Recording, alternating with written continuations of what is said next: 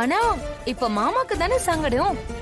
அது பொது இடம், அங்க நிக்க முடியாம அப்படியே அவமானத்திலே கிளம்பி வந்துட்டாரு.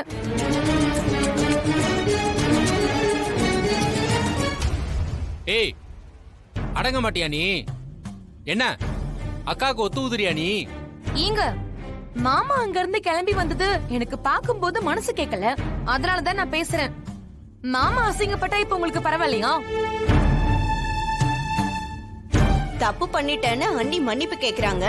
ஆனா அண்ணன் மனசு எப்படி ஆறும்? இன்னைக்கு மன்னிச்சிருங்கன்னு சொல்லிட்டு நாளைக்கு மறுபடியும் மாயா சொன்னா சீனு சொன்னான்னு சொல்லி நாளைக்கே நாட்டிய பள்ளியில ஆட மாட்டாங்கன்னு என்ன நிச்சயம்? இல்லங்க, இனிமே நாட்டிய பள்ளி பக்கம் கூட நான் போக மாட்டேன். எக்காரணத்து கொண்டும் நாட்டியம் ஆட மாட்டேன். கால சலங்கையும் கட்ட மாட்டேன்.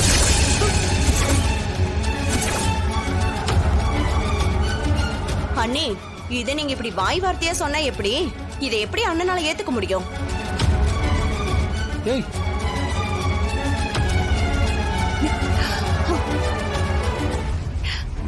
சத்தியமா சொல்றேங்க, இனி நான் நாட்டியமும் ஆட மாட்டேன், என் கால சலங்கையும் கட்ட மாட்டேன்.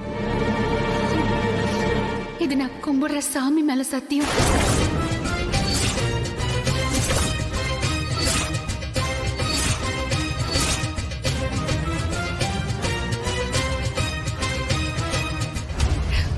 தயவு செஞ்சு என்ன நம்புங்க.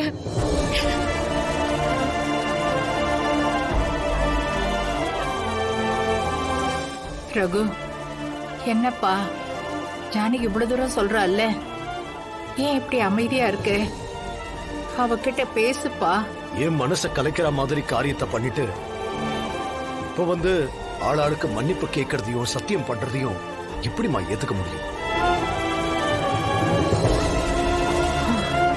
என் மனசு விட்டு போச்சுமா.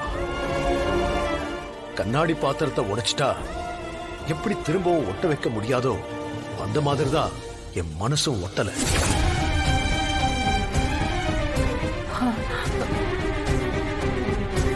இப்போதைக்கு என்னால வேற எதையும் சொல்ல முடியாது.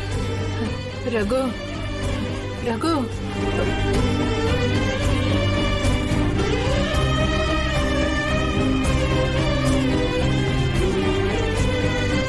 ஜானகி விடுமா, அவன் ஏதோ கோவத்துல சொல்லிட்டு போறான். போக போக எல்லாம் சரியாயிடுமா, நீ அழாத.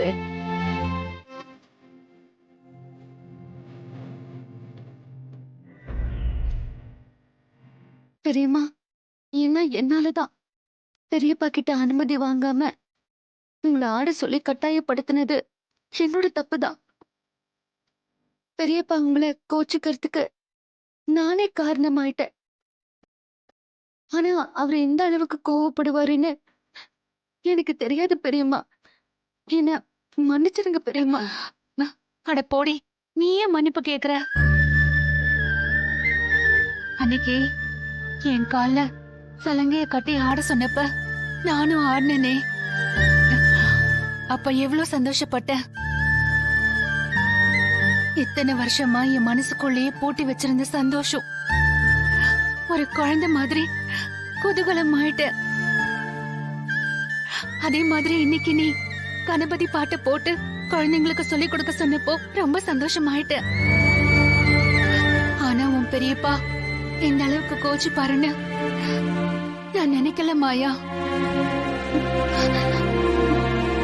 மனசுக்குள்ள இவ்வளவு ஆசைகளை வச்சிட்டு இருக்கீங்களே, அப்புறம் ஏன் பெரியம்மா நீங்க பரதநாட்டியமே ஆட மாட்டேன்னு அவசரப்பட்டு சத்தியம் பண்ணீங்க? பரதம் ஆடணுங்கிறத விட, நாட்டிய பள்ளி ஆரம்பிக்கணுங்கிற லட்சியத்தை விட, குழந்தைங்களுக்கு நாட்டியம் சொல்லிக் கொடுக்கணுங்கிற ஆசையை விட எனக்கு நம்ம குடும்பம் தான் முக்கியமாயா. உன் பெரியப்பா கிட்ட சொல்லாம போனது ஒரு குத்தம் தான்.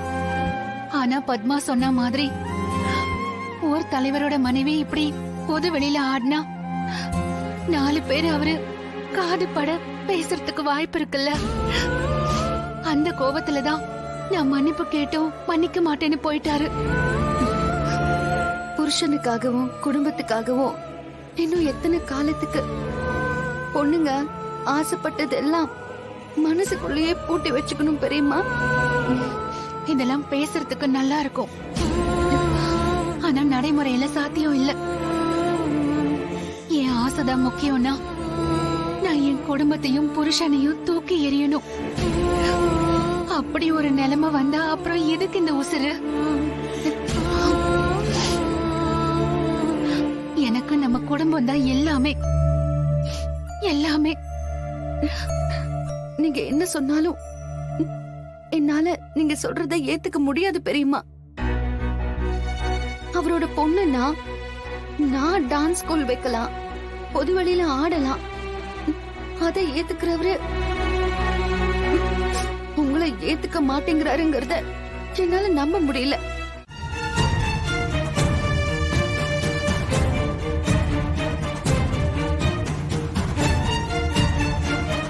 இன்னைக்கு வேணா நீ சமைக்கிறியா? ஐயோ, இப்ப அவ எப்படி இருக்கா? இப்ப பரவாயில்ல, அத்தை ரூம்ல தான் இருக்காங்க. சரி, நான் போய் பார்த்துட்டு வந்துடுறேன்.